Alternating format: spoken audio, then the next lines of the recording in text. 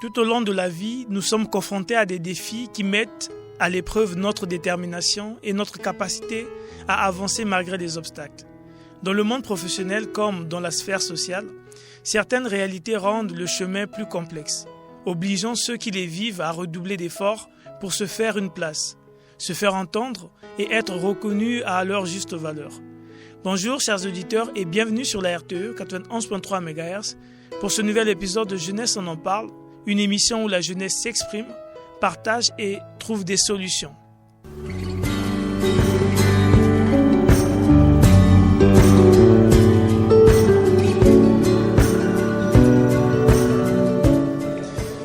Quels sont les défis professionnels et sociaux des drépanocytaires? C'est le thème de ce nouvel épisode de Jeunesse, on en parle. Aujourd'hui, nous allons parler de ce combat silencieux, mais bien réel. Merci donc à l'équipe technique qui nous accompagne pour ce nouvel épisode de Jeunesse, on en parle. Merci à Madame Amour Dedi qui est de l'autre côté de la régie. Merci à Monsieur Michel Takem qui supervise l'émission. Et pour ce thème qui parle de la drépanocytose, je suis avec une invitée exceptionnelle comme tous les samedis aussi. Elle est là avec nous pour pouvoir partager son expérience. Je suis avec Arden Rich Ngele, c'est ça. Bonjour. Comment tu vas? Bien, merci. Et vous? Ça va également. Je suis content de te recevoir ici sur le plateau de Jeunesse, on en parle. Pour ce thème particulier, moi, déjà de cette maladie de drépanocytose, je pense, la dernière fois que j'en ai entendu parler, c'est peut-être quand je faisais le BPC, je crois.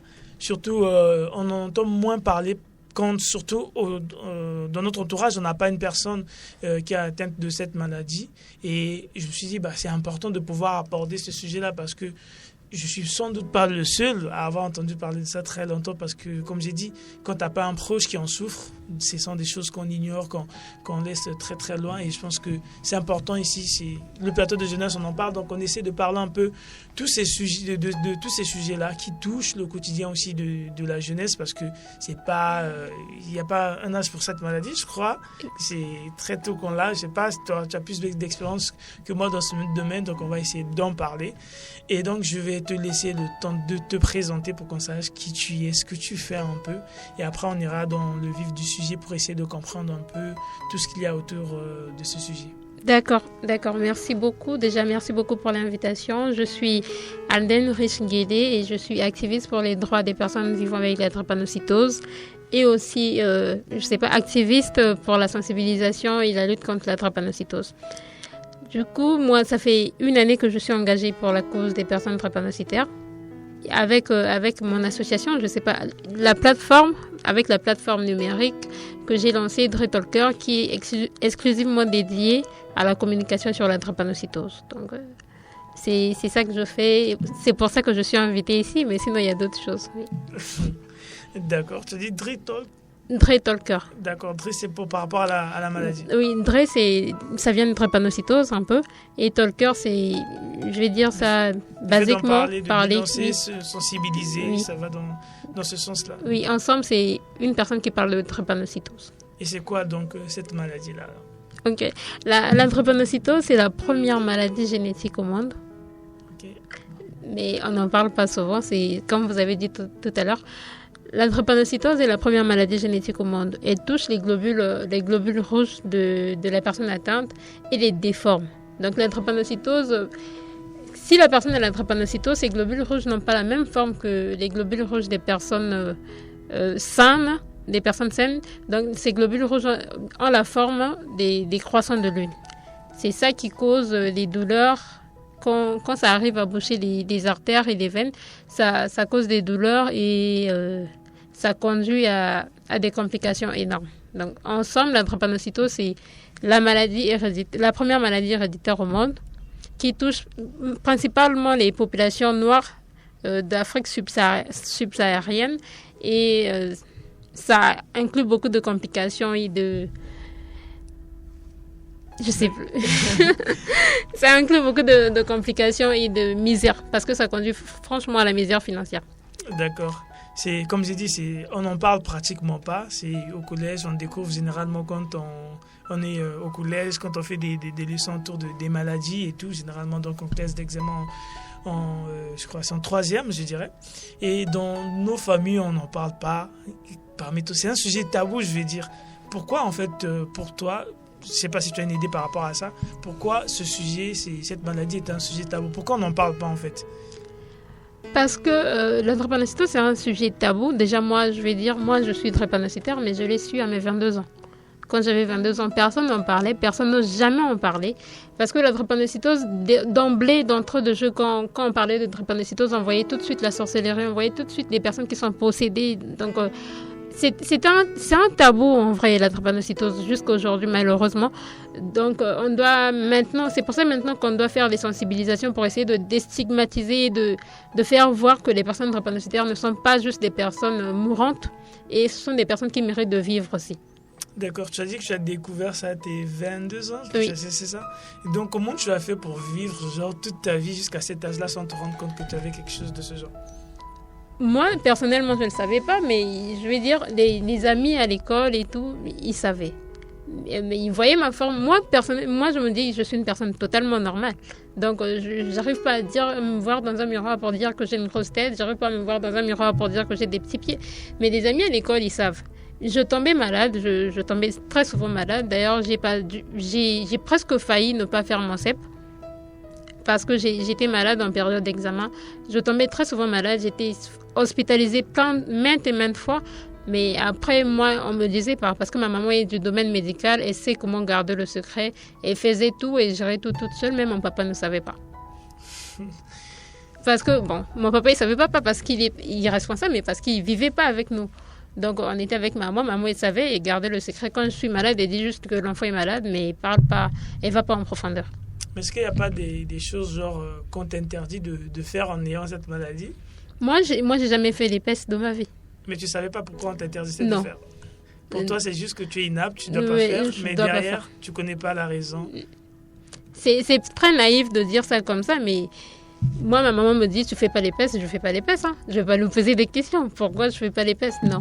Et elle a dit, tu fais pas, c'est pas bien pour toi, je fais pas, c'est tout. D'accord. Et quand tu as découvert que ça s'est passé comment pour toi? Quand j'ai découvert que j'étais drépanocytaire, déjà, c'est pas qu'on voulait me le dire. Je devais effectuer un voyage professionnel. Et c'est là que c'était dans une zone très reculée de la République et tout. C'est là ma maman m'a dit non, là-bas, il n'y a pas de grands il y a pas d'hôpitaux, tu ne peux pas aller là-bas. Moi, j'étais là, pourquoi je ne peux pas aller là-bas alors que c'est un travail qu'on paye bien le mois à 200 000 et tout? Pourquoi je ne peux pas aller là-bas? Il dit non, il n'y a pas d'hôpitaux, tu ne dois pas aller. Ça a même créé un conflit et tout. C'est à la suite de ça que maman a été obligée de me dire que j'étais drépanocytaire. Mais après, comme je ne vivais pas avec elle au moment où elle m'a dit ça, j'ai pu faire un mois sans l'adresser la parole, en fait. Je ne parlais pas avec elle. J'avais juste coupé les ponts. Parce que je ne m'imaginais pas être drépanocytaire. J'en ai pleuré pendant des heures, des jours et tout. Mais après, c'est ça, c'est arrivé, c'est tout. D'accord. Et là, tu vis avec, tu apprends à vivre avec. Déjà, tu es beaucoup plus consciente des choses. Donc, quand tu sais qu'on m'a interdit ça, c'est pour ma santé. Tu sais vraiment pourquoi. Est-ce que tu penses qu'aujourd'hui aussi, à part toi, il y a des gens qui vivent avec, mais qui ne savent pas? Oui, je pense oui. Il y a des personnes qui vivent avec la drépanocytose qui ne savent pas. Il y a des personnes qui ne le savent pas par manque de moyens financiers. Il y a par exemple des parents qui sont dans des zones vraiment reculées, qui sont dans des villages et tout. Ils n'ont pas forcément ce moyen-là de faire l'électrophorèse. Déjà, ça coûte. Et ils savent juste qu'ils ont un enfant qui est malade, mais ils ne vont pas au-delà. L'enfant peut aussi en mourir sans pourtant qu'on sache que l'enfant avait la drépanocytose et tout. Donc, il y a des choses qui font que les gens ne sachent pas. Il y a les manques de moyens financiers, le manque d'accessibilité aux hôpitaux et tout. Donc, il y a vraiment des personnes qui en souffrent, mais qui ne savent pas. C'est pas un truc qu'on détecte à la naissance, on voit tout de suite, on sait que non, cet enfant est atteint ou pas. Après la naissance, il y a des examens qu'il faut faire qui démontrent, ou avant l'examen, il y a des signaux qu'on peut voir au niveau de l'enfant pour se dire que ouais, là, il faut vraiment qu'on fasse des examens. Il y a des examens qu'on fait à la naissance, mais pas il y a des examens qu'on fait à la naissance, mais qui ne sont pas obligatoires, au Congo surtout. Il y a comme l'électrophorèse néonatale, je pense. On dit ça comme ça. En France, c'est obligatoire. Pour chaque naissance, on doit faire l'électrophorèse néonatale pour savoir si l'enfant est drépanocytaire ou pas. Mais au Congo, c'est pas obligatoire. Au Congo, tu fais ton enfant, vous sortez de l'hôpital, vous partez. Après, la drépanocytose, ça se manifeste pas le premier jour de la naissance ni le deuxième jour. Ça peut prendre 2 ans pour d'autres personnes et 5 ans pour d'autres. Moi, je pense que ma première crise, quand j'ai fait l'anémie sévère et tout, j'avais 2 ans ou 5 ou 4 ans quelque part par là. C'est là on a su que j'étais drépanocytaire. C'est pas à la naissance. C'est quand... Il faudra d'abord que le sang que l'enfant naît avec finisse dans son corps. Au moment où il forme le nouveau sang et puis, c'est là que la maladie peut se manifester. Mais sinon, c'est pas à la naissance. Et de par ton expérience, du fait par exemple qu'on te l'ait caché jusqu'à un certain âge, est-ce que tu penses que si on te l'avait dit plus tôt, tu aurais géré certaines choses de ta vie différemment? Si on me l'avait dit plus tôt, moi je pense que ça m'aurait brisé. Je pense, sérieusement. L'autre fois, j'en ai parlé à quelqu'un, je lui ai dit, ma maman, elle m'a protégée en vrai. Parce que je n'étais pas aussi forte que ça mentalement pour arriver à dire que je suis drépanocytaire et vivre normalement ma vie. Parce que moi, j'ai vécu une vie normale. Bien que je partais à l'hôpital, bien que je tombais malade, bien que je partais à l'hôpital, bien que je faisais des crises et que j'avais mal aux pieds, je n'arrivais pas à aller travailler. Mais ma vie, elle était normale pour moi. Bon, elle est toujours normale pour moi, mais si je savais que j'étais drépanocytaire dès mes 9 ans quelque part par là, j'aurais très mal vécu la chose. D'accord. Tu parles surtout souvent des douleurs. Est-ce que c'est ce qui est vraiment difficile généralement dans cette maladie ou bien... Oui. La drépanocytose en elle-même, je ne peux pas dire ça comme ça parce que ça serait faux, mais la chose qui rend le plus difficile à accepter la drépanocytose, ce sont les douleurs. Parce que quand tu fais des crises et tout, tu as juste l'impression de mourir. Et que tu as des os dans ton corps. Tu sais qu'il y a des os dans le corps, mais à un moment, tu sens que c'est en train de se broyer, au fait. Tu ne peux pas expliquer ça à quelqu'un. La personne qui n'a pas la drépanocytose ne peut pas comprendre comment ça se passe, ne peut même pas comprendre ta douleur. Et le pire, parfois, il y a d'autres douleurs où tu sens, on te dit, il n'y a rien à faire, il faut juste boire de l'eau. Donc, la pire chose de la drépanocytose, ce sont vraiment les douleurs. Donc, on te dit, patiente seulement jusqu'à ce que ça passe, en fait. Oui, bois juste de l'eau. Et quand tu dis qu'il y a des os qui se broient, c'est vraiment que ça se casse ou bien c'est juste l'impression que ça se casse? C'est l'impression que ça donne. La douleur, elle est vraiment horrible. Elle est 9 fois supérieure à celle de l'accouchement. Parce que tu as déjà eu à essayer. Pas encore, mais ça va arriver. Très vite en mais plus. Je ne veux pas dire qu'elle est... Bon, sauf si ce sont des oui, études. Ce sont les statistiques et okay. Les études qui ont prouvé que c'était 9 fois supérieur à celle de l'accouchement. Et d'accord.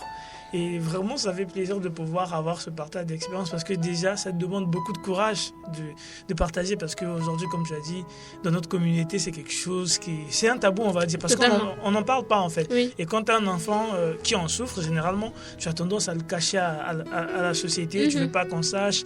C'est une honte en vrai, pour les gens, c'est une honte. Oui, c'est une honte, pas seulement parce que tu as peur, par exemple, qu'on se moque de l'enfant, mais aussi pour toi, la personne qui a porté cet enfant-là, tu ressens une certaine honte. Genre, les autres ont pu mettre, au monde des enfants, entre griffes normaux, je vais dire. Oui. Mais moi, j'arrive à mettre au monde cet enfant. Je pense que quelque part, il y a cette honte aussi personnelle. Parce que toi, quand on te le dit, bon, tu as dit que tu as protégé et tout, avec du recul, je pense. Oui. Mais tout de suite, est-ce que tu t'es pas dit que si elle a caché, c'est pas pour moi, elle a caché juste parce qu'elle voulait bien s'intégrer dans la société. Mais après, c'est ma maman, tu ne veux pas me faire dire ça ici. Non, en vrai, je pense qu'elle a caché pour elle aussi. Bon, c'est pas filmé en vrai. Je pense qu'elle a caché pour elle aussi parce que même mon papa ne savait pas que j'étais drépanocytaire. Il a su au même moment que moi et personne d'autre ne le savait à part elle. Donc, je sais pas comment le dire. Et même quand j'ai commencé à faire la sensibilisation, me faire voir par rapport à la drépanocytose, elle n'était pas tout de suite à l'aise avec le sujet. Mais aujourd'hui, ça va mieux. Ou bien... Aujourd'hui, elle ne m'empêche plus d'aller faire mes choses. Après, de toute façon, elle sait que sa fille est étude. Même si j'empêche, elle va toujours faire mieux la soutenir dans sa cause. Clairement. Et donc, je ne vais pas laisser. D'où te vient donc ce besoin-là, toi, de t'exprimer? Est-ce que c'est tout de suite quand on t'a informé que tu en souffrais? Et pour toi, par exemple, tu t'es dit, j'en souffre. Sans doute, il y a d'autres personnes qui en souffrent. Il faut que je parle. Ou bien c'est une autre chose, c'est quelqu'un d'autre qui te demande de le faire? Non, c'est mon initiative personnelle, mais c'est pas au moment où je l'ai découvert que j'ai décidé d'en parler. C'est peut-être 2 ans plus tard, parce que je l'ai découvert à mes 22 ans. c'est peut-être 2 ans plus tard, en 2024, en janvier 2024, quand j'ai fait la crise et que j'ai été obligée d'être hospitalisée. J'ai été hospitalisée le 1er janvier 2024. Donc, j'ai passé les périodes des fêtes à l'hôpital. C'est à ce moment-là, quand je suis sortie de l'hôpital, en vrai, quand je suis sortie de l'hôpital, je me suis posé la question, mais meuf, imagine tu mourrais, t'aurais servi à rien. Imagine tu mourrais. On allait juste dire dans les statistiques du centre, parce qu'il y a le Centre national de référence sur la drépanocytose qui existe. Dans les statistiques, on allait juste dire qu'il y a tant de personnes drépanocytoses qui sont mortes cette année. Et parmi les statistiques, il y aurait moi, en fait. Imagine, je suis juste un nombre, un chiffre. Je ne sais pas comment dire ça. C'est pas possible. Donc, c'est là que je me suis dit, vu que je l'ai, autant en faire quelque chose. D'accord. Et donc, tu en parles pour sensibiliser. Oui. Aider beaucoup d'autres personnes. Mais comme tu as dit, faute de moyens, il y a des gens qui ne savent même pas qu'il en souffre, oui. Juste qu'il a des douleurs comme ça. Et puis, c'est que quand je m'assois, après, ça passe sans savoir. Est-ce qu'il y a en fait des petits trucs que les gens, même sans aller d'abord faire des examens, approfondir les examens, est-ce qu'il y a des symptômes aujourd'hui, genre des indices que tu peux donner aujourd'hui, genre quand tu ressens ça, il faut faire ce test-là. Parce que je pense que même quand on a des douleurs, tout de suite, on ne sait pas quel test faire. Et on n'a pas forcément l'argent pour tout faire afin de découvrir de quoi on souffre. Mais est-ce qu'en ce qui concerne cette maladie-là, puisque c'est de ça qu'on parle, est-ce qu'il y a des signaux qui peuvent faire en sorte que, genre quand la personne les ressent ou les voit à travers son enfant ou je ne sais pas qui, son ami, qui lui demande de faire ce test-là? Pour les enfants, pour les bébés, et quand vous mettez un enfant au monde, 1 an ou 2 ans, je ne sais pas, il y a le syndrome pied et main. Les mains s'enflent et les pieds aussi s'enflent. Là, déjà, c'est un signe de la drépanocytose. Et il y a aussi l'anémie. L'enfant peut être anémié, peut-être sans raison, on va dire ça comme ça, mais son sang finit. Il y a la jaunisse quand même, les yeux deviennent tout jaunes. Il y a beaucoup de symptômes de la drépanocytose, les douleurs inexpliquées, même au ventre. Tu peux avoir mal au ventre. Je ne sais pas comment dire ça, mais ça crée comme des crampes au ventre aussi, des crises vaso-occlusives. Parce que ce sont les veines, partout le sang circule, c'est partout on peut avoir des crises. Parce que ça peut boucher à n'importe quel endroit et ça peut engendrer une crise. Donc, si vous faites de l'anémie, si vous avez des yeux jaunes et si les mains et les pieds s'enflent, ce serait quand même bien d'aller faire l'électrophorèse. Après, c'est cher. Tu précises encore que c'est cher. Pourquoi c'est aussi cher que ça alors? Parce qu'on en parle, c'est une maladie. Pourquoi il n'y a pas des mesures pour pouvoir rendre ça gratuit, des campagnes de sensibilisation? Quand on fait par exemple avec le sida, il y a un moment où il y a des dépistages sont gratuits et tout.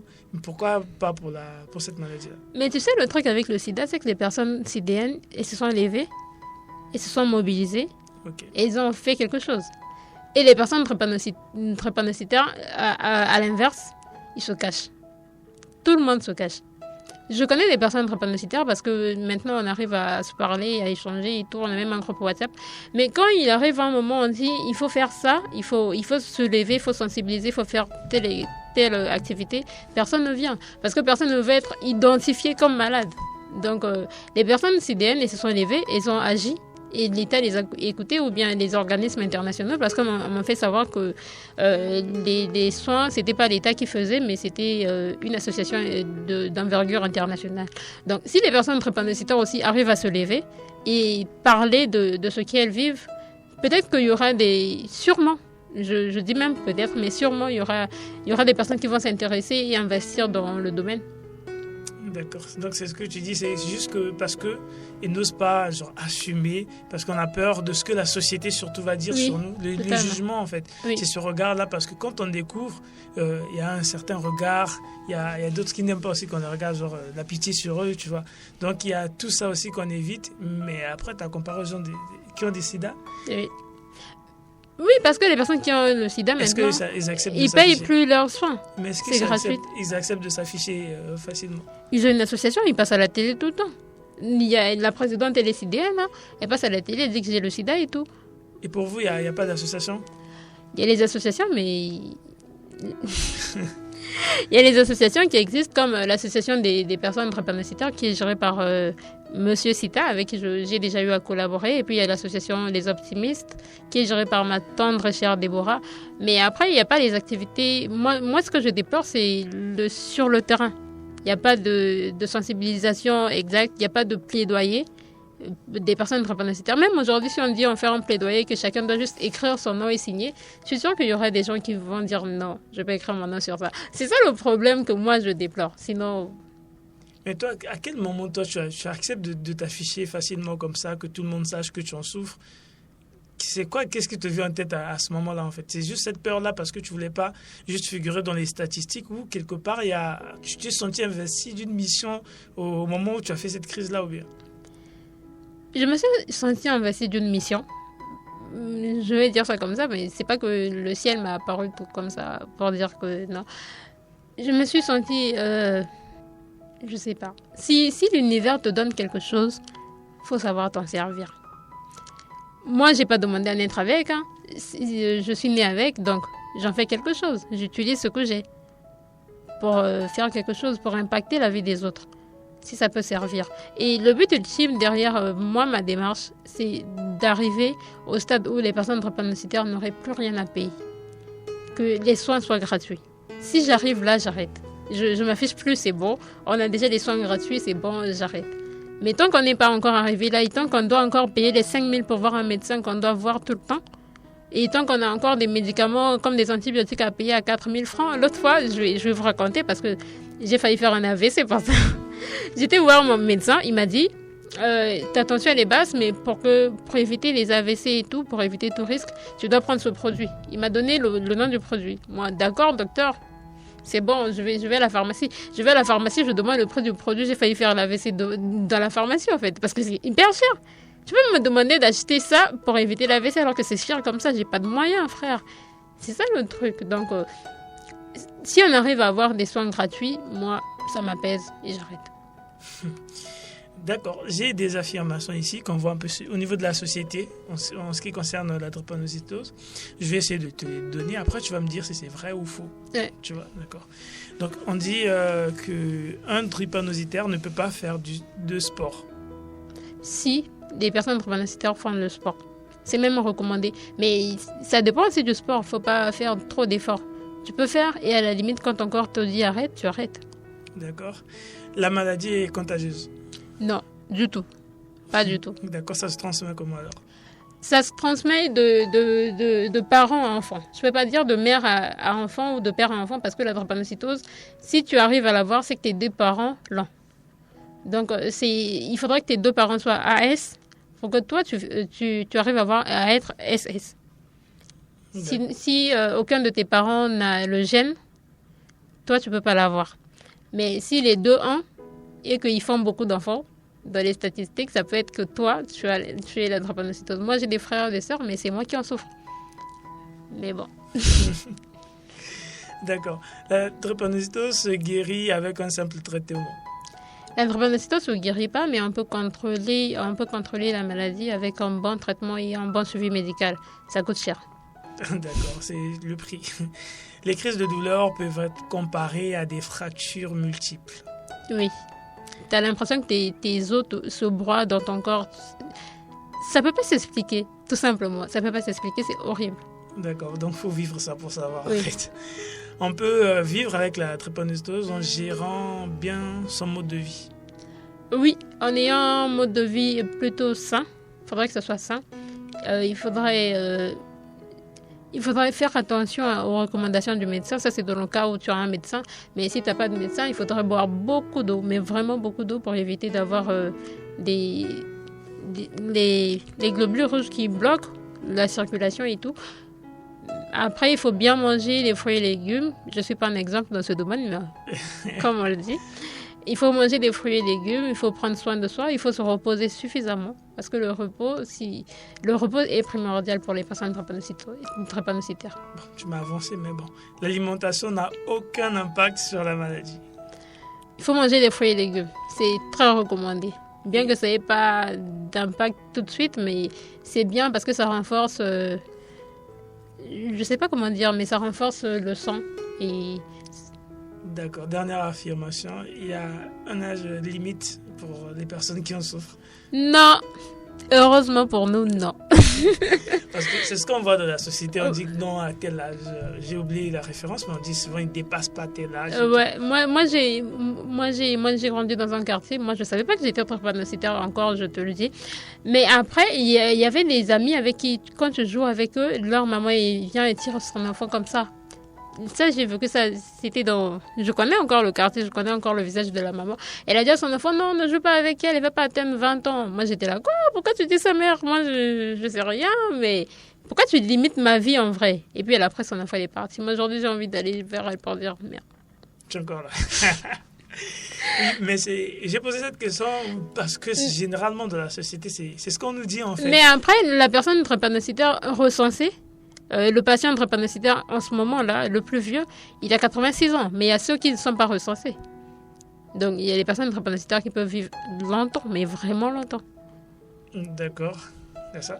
Donc, au moins là, tu as effacé les préjugés qu'on a sur les personnes. Tu vois déjà une mère qui vient retirer son enfant parce qu'on a peur. Quelque part, il n'y a pas aussi cette information. On a l'impression que ça peut être contagieux.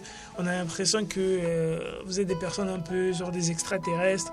Alors que si il y en a en fait qu'on fréquente avec lesquels on vit tous les jours qui en ont, mais on ne sait pas. Ouais. Ça veut dire que quelque part c'est pas un truc qu'on marque sur le visage de quelqu'un. Il y a peut-être si peut-être c'est ton proche, peut-être où tu travailles, l'entourage immédiat doit savoir de quoi tu souffres comme ça. Le jour où tu as une crise, on sait comment est-ce qu'on peut gérer ta situation parce que quand on n'est pas informé, on peut très mal gérer cette situation-là, je pense. Oui, quand les personnes qui t'entourent ne sont pas informées, ça peut mal se passer au moment de crise ou dans juste l'incompréhension. Les personnes ne vont pas comprendre ce que tu as. Tu peux être là, tu meurs de douleur, mais les gens ils seront là. Arrête de faire semblant. Tu vois, ça peut arriver que les personnes disent ça. Donc, c'est pour ça que quand tu vis avec des personnes, il faudrait qu'elles soient au courant de ce que tu peux arriver à traverser, des moments durs et tout. Mais après, c'est pas aussi à tout le monde qu'on dit parce qu'il y a des personnes qui comprennent et après ils prennent ça pour se moquer. Et dire que les personnes drépanocytaires sont peut-être des extraterrestres et tout, il n'y a pas plus normal que ça. D'accord. Qu'est-ce qui te fait beaucoup peur en fait dans ta maladie? Ce qui te fait vraiment très peur? Les crises. Les crises, mais après, maintenant que je suis grande, je sais comment prendre soin de moi. J'ai pas peur de mourir, parce que tout le monde va mourir, à un moment ou à un autre. J'ai pas peur de mourir, ni maintenant, ni demain, parce que ça va pas arriver. Et j'ai pas peur de faire des crises dans l'immédiat, dans l'absolu. Mais si ça arrive que j'ai une crise, ça peut me faire peur, en effet. Est-ce qu'il y a un pire moment que tu as vécu à cause de ta maladie? Ouais, être hospitalisée le 1er janvier et priver toute ma famille de la fête. Parce que tout le monde était autour et s'inquiétait de ce qui pouvait arriver. Oui. Moi, j'étais à la maison avec ma maman, mais il y avait un repas de famille parce que la douleur, la crise, c'est pas arrivé dès le 1er, en fait. Ça a commencé le 30, je pense. Après, le 31, j'étais à la maison avec ma maman et tout, mais il y avait le repas de famille le 1er. Et tout le monde était parti, même ma petite soeur était partie. Mais après, on a dû les appeler pour dire que non, j'arrive pas, on doit aller à l'hôpital. Donc, ils n'ont même pas mangé ce qu'ils avaient préparé. Si tu pouvais faire disparaître un seul aspect de la maladie, de ta maladie, ça pourrait être quoi? La douleur. Je ne veux plus avoir de douleur. D'accord. Il n'y a pas des trucs qui calment cette douleur-là et tout, rien. Il faut boire beaucoup d'eau. Il faut boire beaucoup d'eau et prendre des antidouleurs. Mais après, ça dépend aussi si ton corps... si par rapport au niveau de la douleur, l'antidouleur que tu prends ne suffit pas, il faut voir ton médecin pour prendre un autre. Déjà, moi, j'en suis arrivée à prendre des codéines, donc un peu de drogue, mais ça va. Si tu étais ministre de la Santé, tu vois, quelles sont les 3 actions que tu aurais mises en place? Les 3 actions seraient déjà, pour les personnes qui sont déjà malades, rendre gratuits les soins. Que ce soit les examens et même les médicaments, il faudrait que ce soit gratuit. Parce que là, le lit, quand même, une journée à l'hôpital, c'est 10 000 pour la personne drépanocytaire. Donc, je peux bien tomber malade, mais je ne vais pas à l'hôpital, frère, je reste chez moi. Mais après, déjà, la première des choses à faire, ce serait de rendre ça gratuit. La deuxième des choses à faire pour éviter d'avoir d'avoir une autre génération, comme le dit le professeur Elira, qui est le spécialiste. Il dit il faut essayer d'avoir une génération sans drépanocytose. Donc pour essayer d'avoir une génération sans drépanocytose dans mon pays, le Congo, ça serait d'imposer les tests déjà d'électrophorèse aux gens avant de se marier, avant même de se mettre ensemble. Avant même de vous faire un bisou, je vais imposer ça en fait. Et la troisième action, ça serait quoi? La troisième action, ça serait de faire un vrai plaidoyer. De faire un vrai plaidoyer sur la drépanocytose au niveau mondial. Parce que ça existe, mais tant que ça, je vais dire ça comme ça peut être mal perçu, mais tant que ça touche pas les blancs, on peut pas savoir. Tant que ça n'a pas touché les blancs, on pose pas la recherche. Hein. Les blancs n'en souffrent pas? Non. Ça peut arriver, mais ce sont vraiment des cas très rares, parce que la drépanocytose, dans son origine, c'est par rapport aux moustiques. Alors qu'en Europe, il n'y a pas de moustiques. Donc, il tire ses origines dans le fait que le corps humain a voulu développer des substances dans l'organisme pour lutter contre le paludisme. C'est là qu'il y a eu la mutation du gène. Donc, c'est par rapport aux moustiques qu'on a la drépanocytose aujourd'hui, si je peux dire ça comme ça. Donc, vu qu'en Europe, il n'y a pas de moustiques et tout. Ça touche principalement les personnes en Asie. En Asie, ça touche les gens en Amérique subsaharienne. Non, en Amérique latine, parce que subsaharienne, c'est ici, parce qu'on a le Sahara. Et en Afrique, principalement. S'il y avait, par exemple, un message, toi, que tu devais laisser à ta version de toi qui était un peu plus jeune, bon, disons, là, on est en 2025, donc 25 ans, donc disons à celle qui était en 2022, en fait, au moment où tu as découvert cette maladie-là, avec toutes les idées qui te venaient tout de suite en tête à ce moment-là, qu'est-ce que tu peux lui donner comme message aujourd'hui, avec toute l'expérience que tu as eu à acquérir, qu'est-ce que tu peux lui dire pour, rassurant, en fait? T'as pas des mots? J'ai pas de mots, j'essaie de visualiser et tout. Ça serait... Meuf, pleure pas. Tu te déchires. En vrai, je sais pas si ça a du sens, mais en vrai, pleure pas. Tu peux en faire quelque chose de bon. Donc tu peux en tirer quelque chose de bien. Juste ça. Juste ça, en fait. Ça aurait suffi pour pouvoir lui donner de l'espoir, pas trop pleurer comme elle a pleuré au moment où elle a... Juste savoir qu'il n'y a pas forcément de moyens de guérir, mais il y a des moyens d'impacter la vie d'autres personnes. Et tu penses que cette petite fille-là, à 22 ans, elle serait fière de ce que tu as accompli jusqu'à aujourd'hui? Totalement. Bon, j'ai pas encore fait grand-chose parce que les gens sont encore obligés de payer de l'argent pour consulter un médecin. Mais ouais, elle dirait ouais, grande sœur, tu te déchires.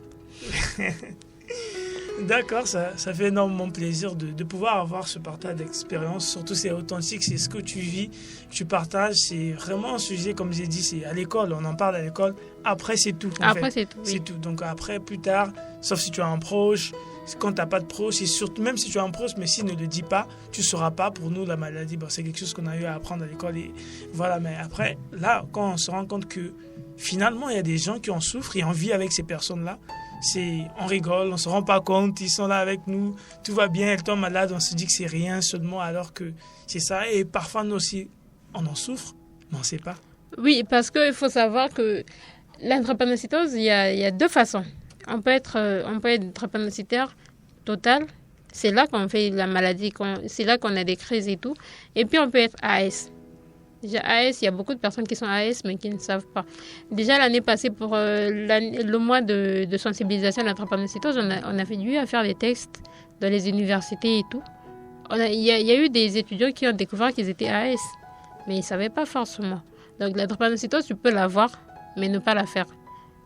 Mais c'est dans le cas où tu te mets avec une autre personne qui a la drépanocytose aussi dans son sang que vous faites des enfants malades. C'est pour ça qu'il faut faire des examens avant de faire un bisou. Parce que ça se transmet comme ça aussi. Non, pas par le bisou, mais si vous faites des bisous et que ça va plus loin, vous pouvez faire un enfant qui va avoir la maladie.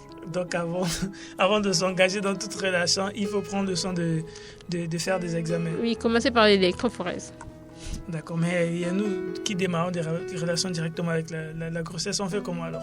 Et puis le premier enfant, ça va, il n'y a pas de problème. Le deuxième aussi, il n'a pas de problème. La drépanocytose, c'est le jeu du hasard. Tu peux faire 5 enfants et arriver au 6e, C'est là que l'enfant a la drépanocytose. C'est un tirage au sort en vrai qui se fait au niveau des gènes. Mais tu peux pas savoir. Parfois, vous êtes AS, les deux. Vous faites des enfants qui sont totalement normaux. Des enfants qui sont totalement normaux. Mais après, à un moment, vous faites le dernier. C'est le dernier qui pose tous les problèmes du monde. C'est où on cherche le sorcier. Parce qu'on se dit, comment se fait-il, j'ai fait 5 enfants, tout le monde va bien, il n'y a pas de problème. Et lui seulement, ou parfois même, c'est le 3e. Et puis les autres, ça va tranquille. Mais c'est la seule personne qui en souffre. C'est là où on trouve le sorcier et dire... C'est ta famille qui voulait pas qu'on se marie, ma chérie. Donc, tu vois. Ah ouais, c'est vrai. Et donc, les examens, c'est important. On n'est jamais à l'abri. Même là, on peut se dire que ça va, mais je suis porteur du gène, je sais pas. Oui, tu peux être porteur du gène, mais après, tu es porteur du gène, tu sais pas. Après, vers les 50 ans et tout, le gène S peut quand même se manifester. Tu peux avoir des douleurs, tu peux faire des douleurs quand même. Donc, c'est toujours mieux de savoir, de consulter et savoir exactement qui on est. Et quand tu dis, par exemple, sur les 5, parfois, on en a 3 ou je sais pas combien qui sont normaux. Donc, ça veut dire qu'eux n'ont pas, ils ne portent pas le gène, en fait. Ça va. Ça dépend. Si, c'est un truc qu'il faudra expliquer avec des papiers pour expliquer. Si le papa est AA, et si le papa est AS, la maman est AS, un enfant peut avoir la drépanocytose totale, un enfant peut être AS et un enfant peut être AA. C'est vraiment le jeu du hasard.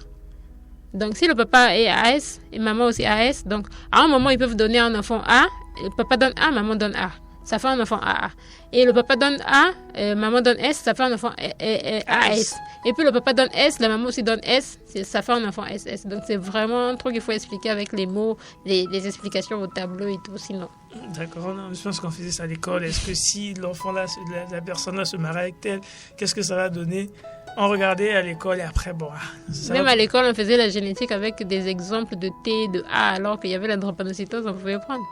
Ah, ok, il y a tout ça et c'est vraiment important, comme j'ai dit, ce genre d'émission de partage parce que ça permet aux gens d'être sensibilisés et peut-être qu'il y a une personne au bout du fil qui nous écoute et qui en souffre et de savoir que ouais, je suis pas seul, il y a quelqu'un qui en souffre comme moi mais qui prend quand même le courage de le dire, de pouvoir l'exprimer et je pense que c'est vraiment beau en fait de voir que tu as pris tout ton courage d'en parler parce que tout de suite il y a ce côté trop, on a pitié, elle en souffre et tu vois, il y a cette compassion là. Hier je pense que j'ai discuté avec un ami qui me disait que je pense lui c'est un handicapé je crois, il disait on n'a pas forcément besoin de votre pitié, on veut vivre juste normalement en fait, on veut juste que tu me considères comme n'importe qui, c'est pas parce que tu me vois tu me cèdes de la place alors que si c'était une personne normale tu n'aurais pas cédé la place. Les gens n'ont pas forcément, il y a d'autres qui ont peur de le dire parce que nos regards sur ces personnes là vont changer, oui. Il veut pas que le regard change, il veut pas qu'on soit tout ton petit soin, non, ne fais plus ceci parce que toi, tu vois, il y a ce côté-là, ça donne l'impression que je suis faible, que je ne peux pas tout faire seul. Alors que l'homme, généralement, par ego aussi, on veut se sentir toujours fort dans nos actions, on ne veut pas être le poids dans la vie des autres, en fait. On ne veut vraiment pas sentir ça. On est pratiquement à la fin, il nous reste, je pense, 2 minutes seulement. Oui. On est à la fin, je ne sais pas, quel message tu peux donner à nos auditeurs? Quelles sont, par exemple, les actions qui peuvent mener au quotidien pour pouvoir, je ne sais pas, même soutenir ceux qui ont cette maladie, je ne sais pas, un conseil, quoi. Une recommandation, on va dire. À ceux Déjà, une recommandation pour juste essayer d'introduire le côté professionnel. Parce qu'il y avait ça aussi. C'est juste qu'au chef d'entreprise, s'il vous plaît, si vous engagez une personne drépanocytaire, comprenez qu'à un moment donné, la personne peut tomber malade et ne pas être totalement disponible pour le travail. Mais après, ça ne doit pas être une raison pour vous de la renvoyer. Parce que ça arrive que la personne tombe malade. Et moi j'ai eu de la chance parce que j'ai eu à faire un travail. Après, j'étais tombée malade. On a engagé quelqu'un d'autre à ma place. Mais quand je suis revenue, le directeur a créé un autre poste pour moi. Il y a des personnes qui sont gentilles, qui peuvent faire ça. Mais après, s'il vous plaît, engagez les personnes drépanocytaires. N'ayez pas peur parce qu'on est intelligent de base. Et accordez juste le bénéfice de 1 mois peut-être de repos parce que la personne est malade, s'il vous plaît. Ne nous renvoyez pas parce qu'on est malade. D'accord, on va terminer sur un petit jeu. Je te donne avec ton nom Alden. Je vais te donner chaque lettre et tu vas me donner un mot associé à la lettre. Donc je te donne. Donc on va avec la lettre A. Okay. Amour. D et L. Alden, non? A donc amour. L. Je vais dire ça en anglais, limitless. D'accord. D. Détermination. E. Engagement. N. Je vais dire naïveté parce que c'est pas naïve. Non, N, je vais dire narcissique, ça fait être. D'accord. Non, N, j'ai pas trouvé. N, j'ai pas trouvé en vrai. D'accord. E alors, pour terminer. E, la dernière lettre. Empathie, c'est avec A. E, ça, je sais pas. Tu as mis empathie, en vrai. tu as mis tout dans ma tête tout de suite. D'accord. Empathie. Donc, merci donc pour cette émission, merci pour ce moment de partage, merci pour ce merveilleux message à nos auditeurs parce que c'est important de pouvoir sensibiliser. C'est le 1er mars, c'est vrai, on aurait pu aborder aussi, parler aussi du mois de la femme qui démarre, mais on n'a plus le temps et je pense qu'on pourra peut-être se revoir au cours du mois pour pouvoir aborder ce sujet-là. C'est le 1er mars, donc on a démarré, on dit que c'est le mois de la femme. Donc on les droits de la femme. Les droits de la femme, ok. On a enlevé droit dans la culture congolaise, on a enlevé le droit. Parce qu'il y avait seulement le pagne. Ok, c'est le mois des droits de la femme, c'est ça. Donc c'est important, on démarre avec un message très fort. Déjà, pas seulement pour les femmes, mais pour toutes les personnes, les hommes, toutes les couches sociales. C'est important ce message-là sur la drépanocytose, faire le test, même s'il coûte cher. Et c'est important de faire attention, de soutenir ces personnes qui traversent ces moments difficiles-là. Pas forcément de prendre par pitié et tout, mais vraiment avoir du respect pour ces personnes qui en souffrent. Et encore, merci pour cette interview, on va dire. Et merci aussi à l'équipe technique qui nous a accompagnés. Merci donc à Madame Amour Dédi qui est là avec nous. Merci à Monsieur Michel Takem. Et du reste, je dirais donc à nos auditeurs de rester fidèles à la RTE, Radio Trans-Équatoriale sur la 91.3 MHz.